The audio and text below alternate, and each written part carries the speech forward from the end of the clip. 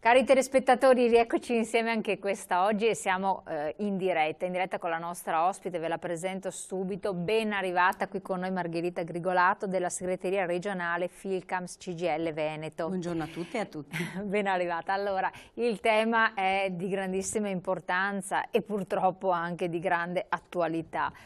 Vediamo le ripercussioni dei tagli della spending review, insomma di questa revisione della spesa pubblica, come avvengono a livello territoriale, regionale e Veneto. Poi sappiamo che alcuni ci seguono dall'Emilia Romagna, dal Lazio, dal Friuli, insomma, però in ogni regione sono presi provvedimenti diversi, ma la regione Veneto per prima nella sanità ha applicato in modo molto preciso e dettagliato questi provvedimenti di taglio e quindi di contenimento costi. In che termini? In modo orizzontale, con una percentuale ben precisa che può sembrare un 5%, ma poi ci saranno anche del discorso esteso agli appalti, quindi entreremo nel merito, che può sembrare poca cosa, in realtà non è assolutamente così.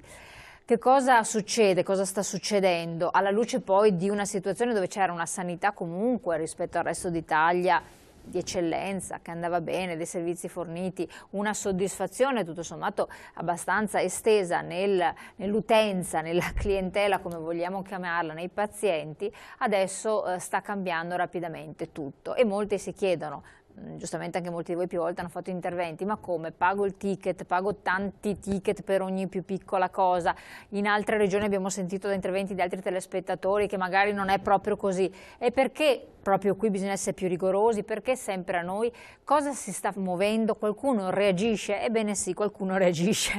Reagisce in primis il sindacato. Allora, vediamo di analizzare le conseguenze di questo taglio che c'è stato e come, perché 5%, ma poi la rinegoziazione degli appalti di beni e servizi. Certo. Che vuol dire un'altra cosa gravissima, quindi fornitura mensa, forniture presidi ospedalieri, certo, quant'altro, farmaci, ausili, e chi più ne ha più ne metta. Facciamo un cappello introduttivo. Sì, vediamo di spiegarla bene. L'anno scorso il governo Monti decide a luglio un taglio selettivo, dicono loro, la chiamano spending review, in italiano si chiama legge di revisione della spesa nel comparto istituzionale ad invarianza di servizi alla cittadinanza.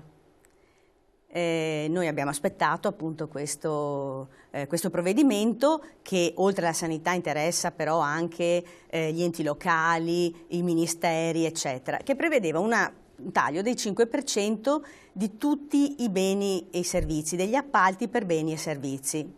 Nel campo che seguo io e quindi tutti gli appalti che sono in sanità e più propriamente quelli di pulizia, della ristorazione collettiva, il facchinaggio, il call center, la manutenzione, il taglio doveva essere del 5%, ma la norma dice che dovevano essere rinegoziati tutti gli appalti che superavano del 20% la media stabilita dall'autorità di vigilanza del controllo dei prezzi, che è questo ente nazionale che prende tutta una serie di appalti e stabilisce che diciamo, c'è una linea mediana oltre la quale tutti gli appalti che costano di più devono essere rinegoziati.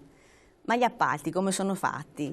Sono fatti, per quanto riguarda per esempio gli appalti della pulizia, per il 90% sono costo del personale.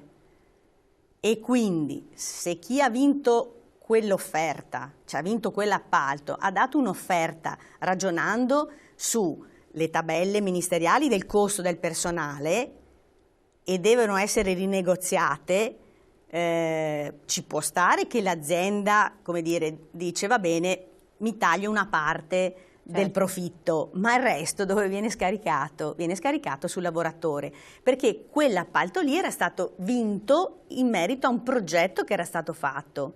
Tanto è vero che, soprattutto per quanto riguarda le pulizie nel comparto sanità, le nostre aziende erano quotate bene perché avevano dei progetti buoni, vuol dire che c'erano sicuramente passaggi di pulizie vari durante la giornata. Allora, taglio del 5% e la Regione Veneto è la prima che si muove a metà agosto. Perché questo? Perché poi la cosa lascia sempre un po' così, sì, per carità. Perché la Regione Veneto è brava in questo e quindi diciamo, non attende di avere sollecitazioni, ci si mette di buzzo buono a fare il ragionamento e soprattutto nelle pulizie stabilisce il recupero e dice per le varie US dovete recuperare queste cifre, che non sono le stesse per ogni comparto. È chiaro che magari in alcuni appalti, in alcune USL o ASL, come dire, si dice che bisogna tagliare perché in effetti forse alcune cifre erano un po' alte, un po' gonfiate, diciamo.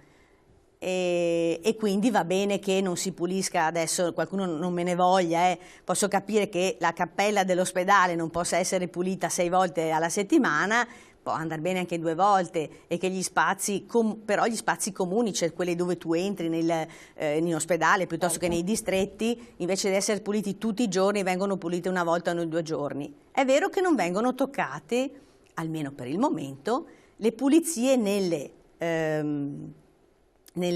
sale diciamo di degenza e nelle sale operatorie. Meno male. Meno male, ma non è ancora detto, perché se io taglio, cioè se io oltre il 5% rinegozio quegli appalti, per cui il taglio arriva tra il 15 e il 25%, è chiaro che anche lì prima o dopo ci metto le mani. Ma questo va a discapito della qualità del servizio, della Questo sicurezza? va a discapito della qualità dei servizi, è chiaro, perché se prima pulisco i bagni dove vanno tutti quanti 2 volte al giorno e adesso lo devo pulire 1 volta al giorno, certo. È chiaro che... Ma non può essere un boomerang alla fine. Certo che è un boomerang e comunque alcune aziende hanno tagliato un po' del loro profitto, che è esiguo nell'ambito della pulizia, del pulimento, chiamiamo noi. Forse qualcosa di più nella ristorazione, ma non c'è molto margine in più. Morale, le aziende a cui è stato detto di rientrare nei costi hanno cominciato a dire ma io ho esuberi, allora io non riesco più a starci dentro e devo tagliare. Tagliare dove? O taglio le ore di lavoro, oltre a tagliare le ore di lavoro, io ho personale in eccedenza e quindi vi chiedo di che vengano tagliate le teste. Chiarissimo. Fate conto che su 10.000 persone, che sono i dipendenti o le dipendenti di tutti i comparti, erano stati chiesti qualcosa come 1.000 licenziamenti. Fermiamoci qui, 1.000 licenziamenti. C'è una telefonata, pronto? Pronto, buongiorno. Sì, buongiorno. Salute, che parliamo di sanità. Sono Bianco Daniele. Sì, dica tutto. Intanto torno un po' indietro riguardo domenica. Ieri festa delle mamme, viva tutte le mamme di buona volontà. Mi fermo qua e come dice Papa Francesco, buon pranzo, visto che siamo in argomento. Allora, sanità. A sanità purtroppo abbiamo a sanità che a volte sbaglia, però purtroppo siamo esseri umani, si può sbagliare. Un'altra cosa, la salute è molto importante, ricordiamocelo sempre. Non ci sta a cuore la salute, i nostri politici non hanno a cuore la salute dei cittadini. E i cittadini la salute ce l'hanno e forse no, ma perché non ce l'hanno più? Allora rispettiamo la salute, no? E la salute che cos'è? È una cosa che se hai salute la sanità non ha conseguenze, ma purtroppo nel 2013, vi dico la verità col cuore in mano, no? La salute viene a mancare per ingiustizie, per tutto quello che non funziona.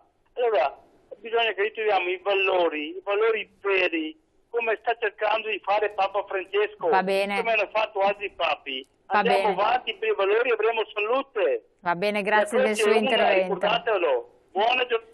Grazie del nostro telespettatore.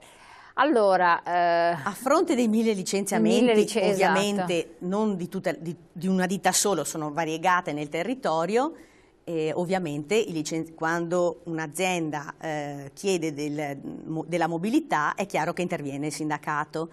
Il sindacato ha dovuto andare, noi siamo andati a richiedere incontro con i vari direttori delle USL per capire, rispetto al taglio che era stato ordinato dalla Regione Veneto, dall'assessorato alla sanità, ai vari direttori, che cosa si poteva fare, quali margini di recupero o di rientro c'erano.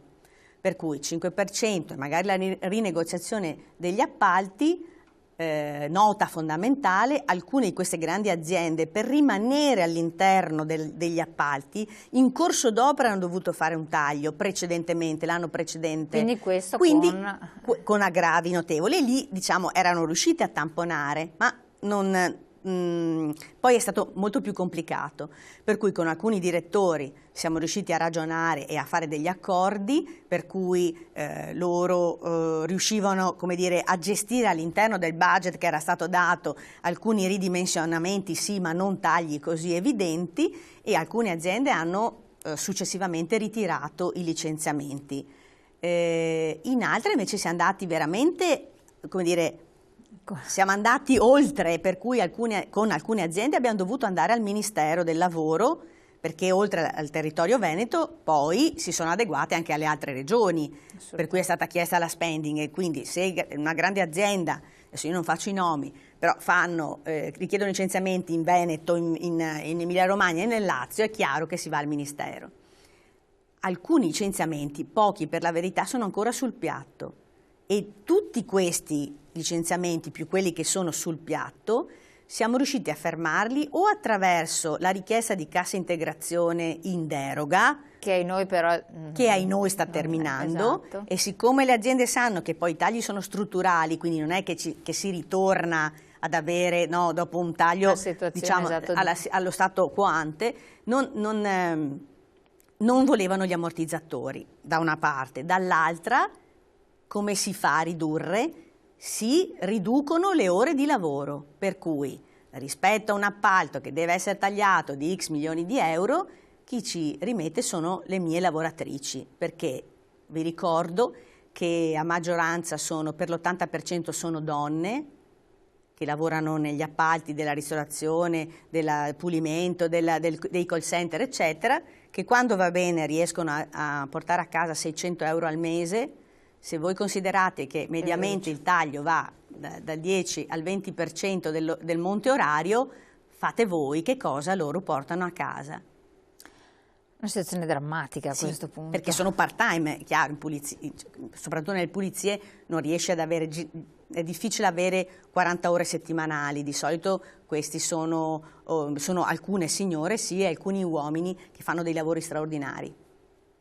Detto questo, questa è stata un'analisi ben precisa, andiamo anche alle considerazioni e vedere le ripercussioni. Prima in pubblicità e poi entriamo nel merito specifico.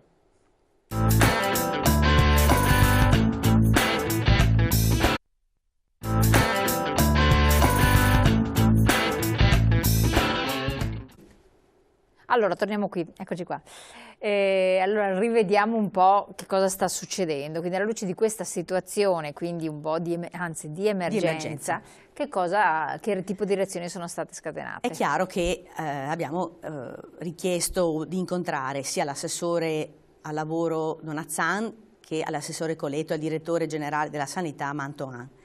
Diciamo che l'assessore al lavoro ci ha sempre ricevuto, è stata, devo dire onestamente, è l'assessore che è più preoccupata dell'andamento delle casse integrazioni piuttosto che dei licenziamenti in Regione Veneto, e avere anche sul groppone, diciamo, il peso della spending review sicuramente deve essere stato un grosso problema per lei. Abbiamo avuto un primo incontro con lei e poi anche con l'assessore Coletto. Devo dire che poi lui tendenzialmente tende a scaricare sul governo la questione. E poi ci avevano promesso un tavolo, il 5 febbraio ci avevano promesso un tavolo sulla crisi che non è mai stato avviato. Noi abbiamo fatto richiesta di incontro svariate volte, anche il Confederale, cioè CGIL, CSUI, Confederale, queste cose sempre in maniera unitaria, quindi siamo molto uniti in questo senso, e nessuna risposta. Martedì scorso siamo andati a Palazzo Balbi, iniziando, diciamo, col primo presidio che avevamo in testa. Se non fossimo stati ricevuti o non fosse stata diciamo, accolta la nostra richiesta di incontrarli anche successivamente, noi avremmo riportato, saremmo andati davanti al Palazzo della Giunta tutte le settimane.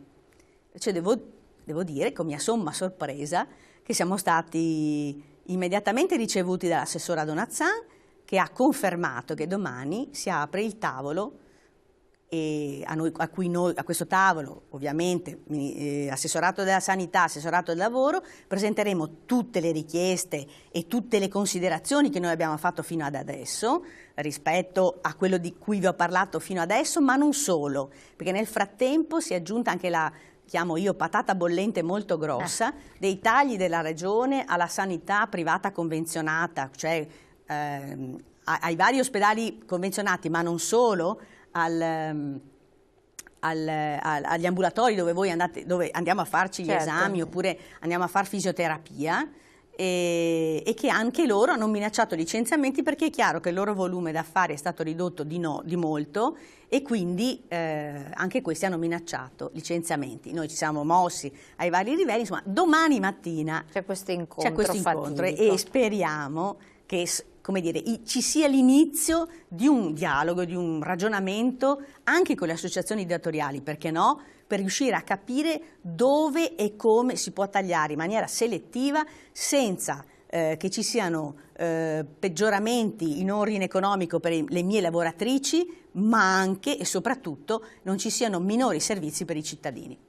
Che sembra però cioè di voler fare veramente le nozze con i fichi secchi, perché diventa estremamente difficile. Siamo in difficoltà. Siamo in difficoltà. Tra l'altro i nostri telespettatori ormai sono abbastanza disincantati, perché i messaggi che sono arrivati fanno capire chiaramente sì, però intanto non si taglia nei ministeri dove ci sono dei redditi altissimi, intanto ci sono degli statali che non fanno il loro dovere, che non timbrano il cartellino, e qua vediamo trasmissioni d'inchiesta in tardissime ore che però ci fanno vedere con camere, con webcam nascoste che questo avviene, e che quindi rubano soldi di tutti. Qua ci sono lavoratori che magari fanno il loro dovere, tutto, rischiano di perdere il posto di lavoro perché bisogna tagliare, perché c'è troppa spesa pubblica, insostenibile. Ma quella è pur sempre spesa pubblica, anche quella dello Stato, dei ministeri, tutte quelle spese che non vengono riviste, di persone che per carità potrebbero, se non altro, aver ridotto di 1/3 tranquillamente il loro stipendio, ridotto molto di più perché hanno delle buste paga mostruose. In questo momento di difficoltà è difficile da sostenere, perché se diciamo siamo in un paese unito, però poi vediamo delle differenze macroscopiche a livello regionale. Questo è vero, e in effetti, come dire, è problematico anche per noi, per me, mettere sul piatto questi tagli così sostanziosi con persone che hanno degli stipendi esigui, sapendo che la revisione di spesa doveva essere fatta in altra direzione, secondo noi, perché poi è pur vero che la spending review tocca anche gli appalti per i beni, e faccio per esempio dalle penne alla carta igienica alle protesi dell'anca piuttosto che alle viti, delle piastre, dei femori. Le aziende che forniscono beni hanno fatto ricorso al TAR, e il TAR ha dato loro ragione, cioè lo Stato non poteva obbligare le aziende ospedaliere, le aziende sanitarie ad acquistare il bene che costa non meno, ma insomma alla linea mediana, e per i servizi no, cioè non abbiamo capito. Cioè siccome si sono mosse solo le aziende appunto che vendono beni e non servizi, il TAR in questo momento ha bloccato, ed era lì la ciccia della spesa, perché probabilmente il costo più grosso è nell'acquisto di beni, non tanto di servizi, e quindi per l'80-90% poteva essere lì l'escamotage di ritrovare quel famoso miliardo che serviva di revisione della spesa. Ecco, perché si è bloccato proprio lì? Cioè, perché le aziende, ripeto, che vendono dalla penna biro alla carta igienica hanno cominciato a dire, cioè si sono, come dire, messe d'accordo e hanno fatto hanno chiesto al TAR di intervenire, e il TAR provvisoriamente ha dato loro ragione. In questo momento si è stoppata questa cosa, invece le aziende che forniscono servizi hanno ritenuto non essere così, cioè, anche perché per far ricorso insomma ci vogliono ulteriori soldi e siamo sempre lì, hanno ritenuto di in qualche modo accettare questa cosa.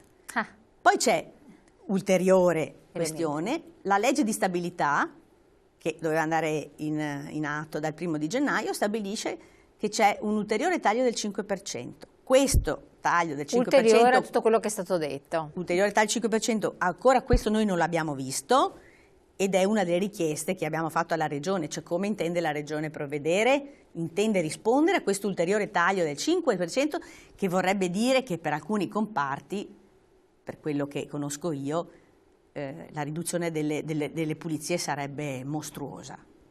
Addirittura, cioè quindi. Sì, perché ragioniamo che gli appalti poi tra l'altro non iniziano e finiscono tutti nello stesso tempo, cioè non è che il 1° gennaio del 2000 non sono cominciati gli appalti, in ogni USL vengono formalizzati con tempi diversi. Noi sappiamo che c'è un'area vasta, si chiama, l'area vasta Rovigo-Adria Veneto Orientale, cioè San Donà, mi pare Portogruaro, ha vinto una ditta che dovrebbe cominciare a iniziare a lavorare, che doveva iniziare a lavorare il 1° gennaio, ma poi viene spostato dal 1° luglio o il 1° agosto, che ha rivinto con un ulteriore taglio del 30%. La domanda è: vanno a pulire oppure guardano? Infatti a questo punto, ma voi non potete entrare nel merito, non riuscite a... Sì, certo, sarà uno dei ragionamenti che faremo, che abbiamo fatto. Per essere sinceri, i nuovi direttori generali delle 2 US di competenza hanno detto no, allora adesso controlliamo, non vi preoccupate, verifichiamo e vediamo che insomma, se riescono a fermare questa ulteriore mazzata. Per esempio in un'altra USL era in procinto di emanare il nuovo appalto per la ristorazione.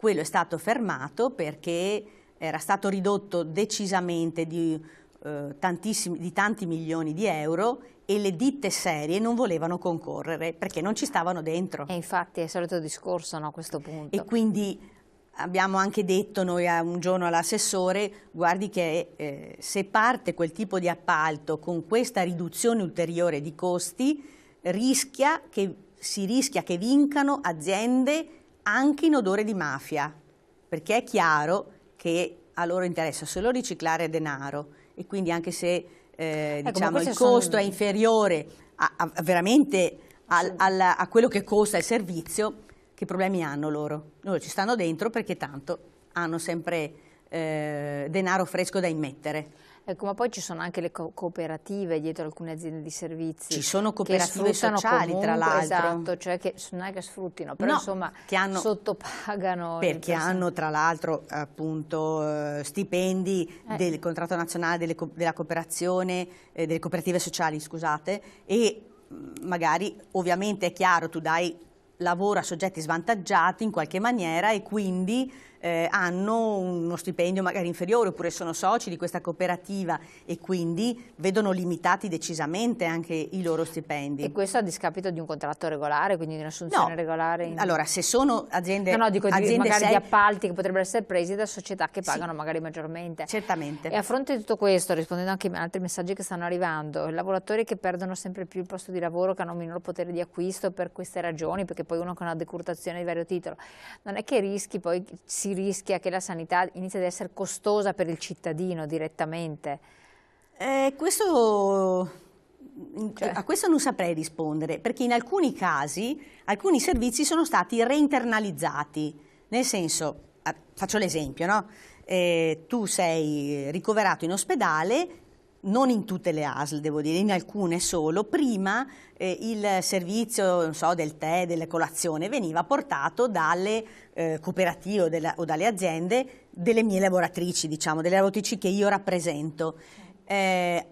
Adesso in alcuni territori questo servizio non viene più effettuato da queste lavoratrici, ma da personale interno alle USL, di solito non gli infermieri ovviamente, ma gli operatori sociosanitari, che sono quelli che invece dovevano seguire di più la persona, quelli che lavano le persone, i degenti e che fanno un lavoro che è appunto socioassistenziale. Ora, per tagliare un po' i costi hanno fatto in maniera che queste lavoratrici ritornino a fare il lavoro che si faceva 10 anni fa. Da una parte può essere un bene, perché oggettivamente io dico quel costo viene ammortizzato da lavoratori che già la sanità pubblica paga. Ci rimettono le mie lavoratrici senz'altro, ma ci sono altre cose che quei lavoratori non sono più in grado di fare. Per esempio? Tipo le pulizie, a meno che non vengano assunte nuove persone all'interno della sanità pubblica. Però voi mi insegnate che c'è il blocco delle assunzioni, quindi a questo punto non può essere neanche previsto, neanche lontanamente tutto qua. A meno che non si decida che, o per esempio, ritornando al ragionamento dei tagli nella sanità privata convenzionata, alcune figure professionali come i fisioterapisti piuttosto che infermieri eccetera non vengano, che sono in esubero nella sanità convenzionata, non vengano assorbiti dalla sanità pubblica.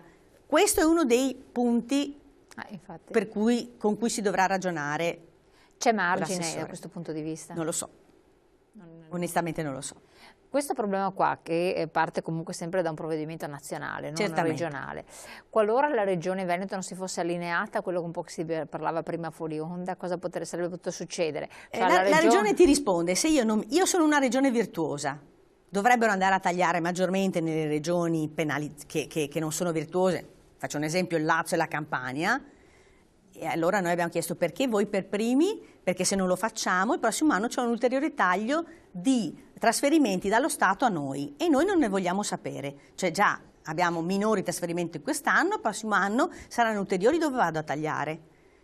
E allora in Lazio e Campania avranno questi minori trasferimenti teoricamente? Sicuramente sì, dovrebbero quindi sicuramente sì, loro hanno un disavanzo notevole, devono rientrare dal disavanzo.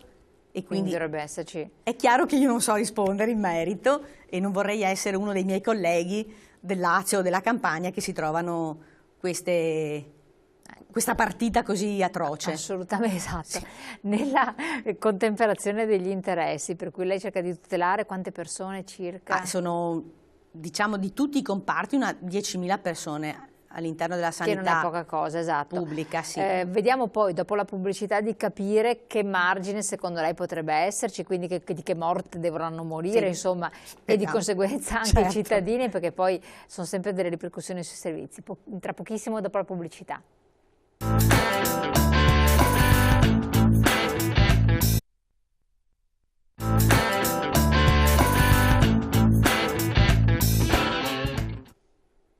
Allora, abbiamo detto appunto sono 10.000 le persone. Che cosa vorrebbe il sindacato ottenere realisticamente? Perché poi se bisogna fare questi benedetti tagli. Tanto chiederemo che il 5% ipotizzato, anzi inserito nella legge di stabilità sia ragionato e che la conferenza Stato-Regioni sia chiaramente, il Veneto si faccia portavoce dicendo che quel 5% su tagli al comparto delle pulizie piuttosto che della ristorazione non venga effettuato, che taglino da qualche altra parte, perché più di così vuol dire essere arrivati all'osso.